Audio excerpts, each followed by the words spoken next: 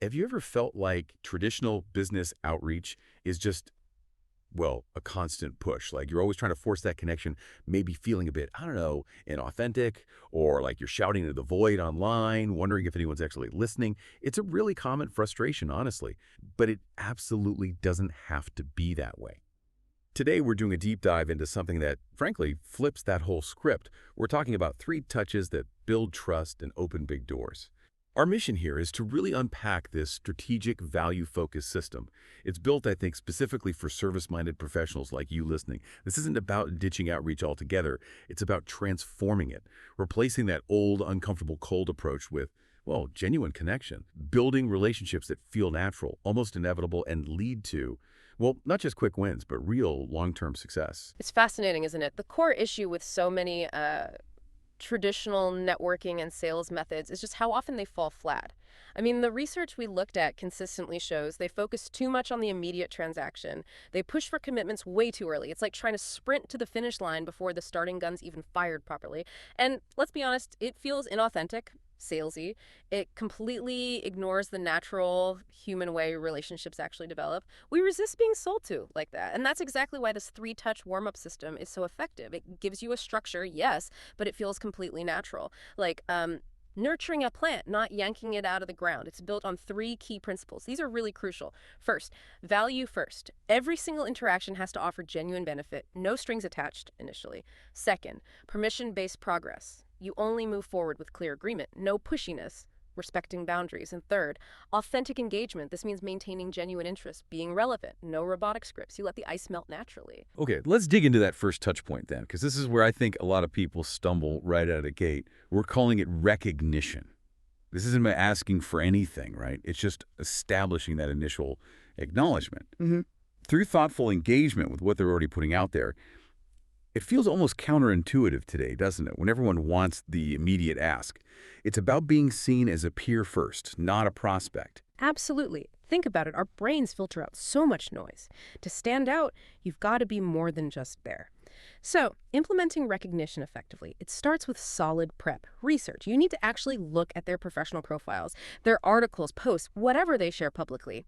The goal isn't just skimming, it's finding specific things you're genuinely interested in, where their ideas resonate. Note those insights down, maybe specific phrases they used. Look for genuine connection points. This isn't busy work, it's foundation building. Then, for engagement itself, you've got options beyond just hitting like. Consider leaving thoughtful, specific comments on their content. Show you've actually read it and thought about it. Offer meaningful responses if they're in a discussion group or forum you're also in. Maybe you were at the same event. Or follow the same industry debates. Those are perfect natural openings. The key is real engagement. Adding to the conversation, not just acknowledging its existence. A thoughtful public comment can often be way more impactful than a cold DM. And there are definitely some clear do's and don'ts here for recognition. These are super important if you want it to feel natural, not like you're just warming them up for a pitch. You absolutely do want to add real value. Maybe offer a different perspective, or supporting evidence, or ask a smart question. Share a brief, relevant personal experience if it genuinely connects. Ask them those thoughtful questions that show you've processed what they said, not just surface stuff. And always, always reference specifics from their work, show you paid attention, show their ideas matter to you. What you absolutely don't do, and this is where it goes wrong so often, is pitch your services immediately. That's jumping way ahead. Don't ask for a connection request right away if you haven't earned that interaction. Steer clear of generic comments like, great post, it's just noise, means nothing. And definitely don't make it all about you. This touch isn't about you yet, it's about them. Establishing that real interest-based connection. Exactly. And the difference between a weak and a strong recognition touch is huge. A weak one, like you said, great post, really enjoyed this. Polite, maybe, but forgettable. Doesn't invite anything more, tells them nothing. A strong one shows thought. Your point about specific insight, like AI and content creation, really clicked with my experience working with similar situation, like teams struggling with scale. Have you found that thoughtful question? Like the biggest hurdle is often internal change, not the tech itself. Yeah. See the difference? It opens a door. It shows you understood, reflected, and you're curious. Low pressure, high value. It builds a little connection based on shared interests. That's a fantastic contrast. It moves from just a nod to a real conversation starter. Okay, so we've nailed recognition. We've seen them, acknowledged their work, maybe had a brief, good exchange. Now, The crucial second touch, relevance. This isn't just being noticed anymore. It's about showing you understand their world, their challenges, and can offer something directly valuable to them. How do we make sure this really hits home? For relevance, the prep is critical. Those notes from Touch 1, they're gold now. Go back to them. What specific challenges or interests did they mention or imply? Based on that, you find or prepare a truly relevant resource. Or maybe a connection. Then, and this is key craft, a personal message explaining why you thought of them specifically for this resource. Connect the dots for them. Don't make them guess why you're sending it. And when we say valuable resources, we're not just talking about random articles. These things need to directly address a known interest or pain point. Could be new industry research, maybe a helpful tool or a template you use. A relevant case study, even if anonymized, can be really powerful if it mirrors their situation. Sometimes the best resource is actually an introduction to someone else who could help them, or maybe an actionable framework for a problem they mentioned. The more tailored it is, the more valuable it feels. It proves you've done your homework. Right, and when you actually send this relevance touch, there are some important guidelines to keep that value-first vibe going. You do want to personalize it completely. Tell them why this specific thing made you think of them. Explain why you think it might be helpful, linking it back to something they said or wrote. Keep the message short and sweet. Respect their time. And crucially, make it super easy for them to just all ignore it. No pressure. Phrases like, no obligation to respond, or just thought this might be useful, are perfect. What you absolutely don't want to do is expect an immediate reply. Remember, it's a gift, not a setup for a sale. Definitely no sales messages hidden in there. No call to action pushing for a meeting. None of that. Avoid sending generic stuff that feels like a mail merge. That just kills the trust you started building. And like before, don't push for a meeting. This stage is purely about giving. Let me give you a solid example of what that relevance message could look like. Something like this. Hi, name. After our chat last week about specific challenge, e.g. scaling customer support and SaaS, I remembered this piece of research that might be interesting for you. It's specific resource, a recent report on AI for customer service. It touches directly on exact point of interest. For example, how smaller teams can use automation without losing the personal touch, and offers some practical ideas for their expressed need. For example, improving response times. No obligation to respond at all, just wanted to share as it made me think of our conversation. Hope it's helpful. See? It's direct, valuable, non-demanding, respects their autonomy. It's perfect. Clear, concise, genuinely helpful. Okay. So we've recognized them, shown relevance. Now for the final warm-up touch. Resonance.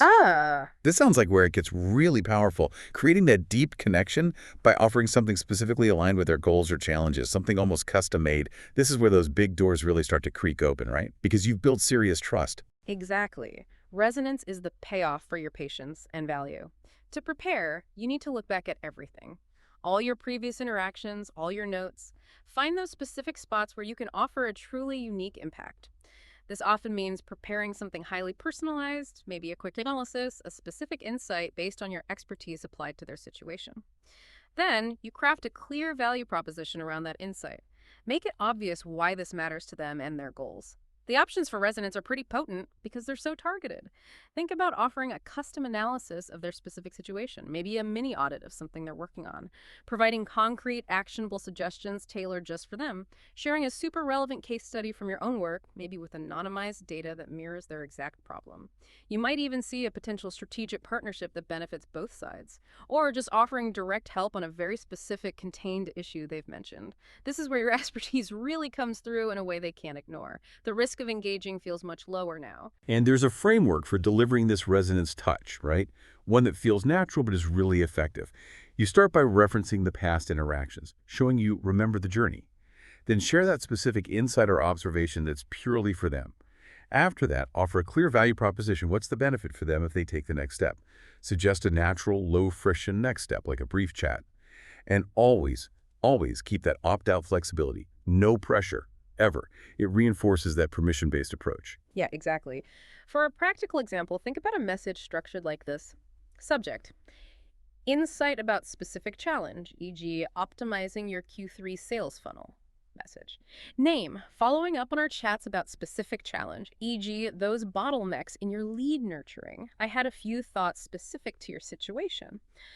Based on observation analysis, for example, what I saw worked for a similar company, here are 3 approaches that might help with those bottlenecks. Insight 1, e.g., you're segmenting your list by engagement. Insight 2, for example, using personalized video intros. Insight 3, a simple lead scoring model. If these ideas resonate, I'd be happy to walk through them briefly in a focused, maybe 15-minute call, perhaps share some data we have. No pressure either way, just wanted to share these based on our previous exchanges. It's direct, personal, offers clear value, and the next step feels like a natural continuation, not a hard sell. Okay, this whole system sounds incredibly powerful. But it's crucial to stress, isn't it, that this isn't a do it once and forget it kind of thing. It needs ongoing management, tracking. It's a sustainable way to build your network, not a quick hack, more like an investment. That's absolutely right. System management is key. You need a dedicated tracking system. Could be a simple spreadsheet, could be a CRM, doesn't have to be fancy. Record every touch, note their interest, track their progression. Timeline-wise, don't rush it, give it space. 2 to 3 winks between touches is usually good. Allow for natural gaps. Respect their rhythm. Consistency and follow-up matters, but patience is like your superpower here. Rushing it actually backfires.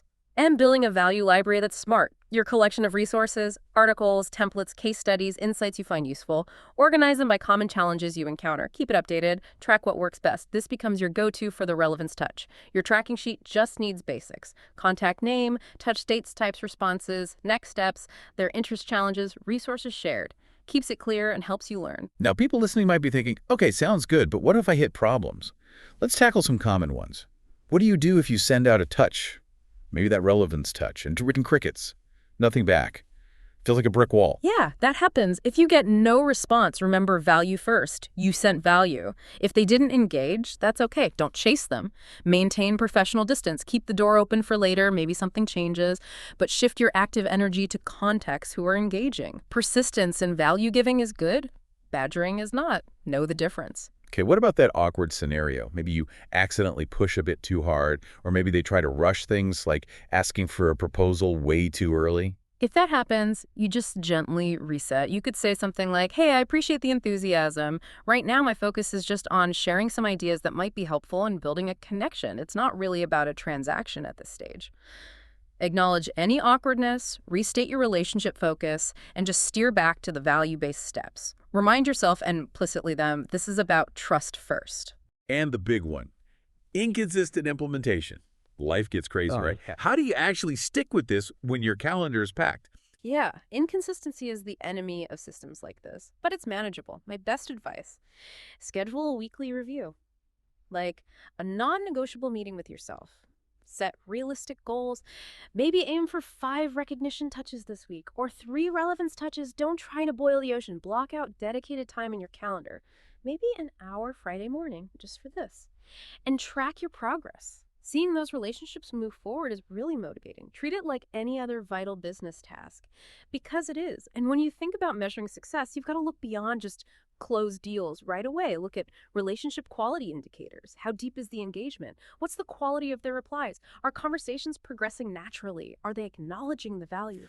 Saying thank you, asking follow-up questions. Those are huge signals. Then you've got system effectiveness measures. What are your completion rates for each touch? Response rates. How many contacts are moving from cold to warm to genuinely engaged? And yeah, eventually, how many convert to meaningful connections, maybe partnerships or client relationships down the line. Finally, value creation metric. Did they find your resources useful? Did you get feedback? Are you seeing any referrals? And crucially, are you building long-term relationships? That's the real win. So what does this all mean for you listening right now? How can you start putting this into action, like today? Shifting from push to invitation. Here's some concrete steps. First, set up that tracking system. Keep it simple to start. Spreadsheet's fine. Then, identify maybe 10 potential connections you genuinely like to build a relationship with using this system. Next, really research your first 3. Dig deep for those recognition points. Find genuine interest. Prepare those first recognition touches based on what you find. And maybe the most important step, schedule that weekly review time for yourself. Right now, put it in your calendar. This isn't just theory, it's a practice. Consistent, valuable interactions over time, that's the absolute key. This 3-touch warm-up system, it really does feel like it transforms relationship building.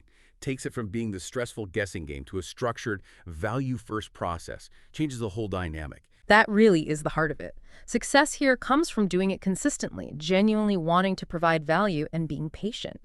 The trust you build isn't just about opening doors now. It's about creating these lasting, impactful connections for years to come. It's the difference between trying to kick down a door and being handed the key.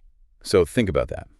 Think about the incredible doors they can open, not when you force them with a pitch, but when trust is genuinely built, earned, reciprocated, one thoughtful interaction at a time.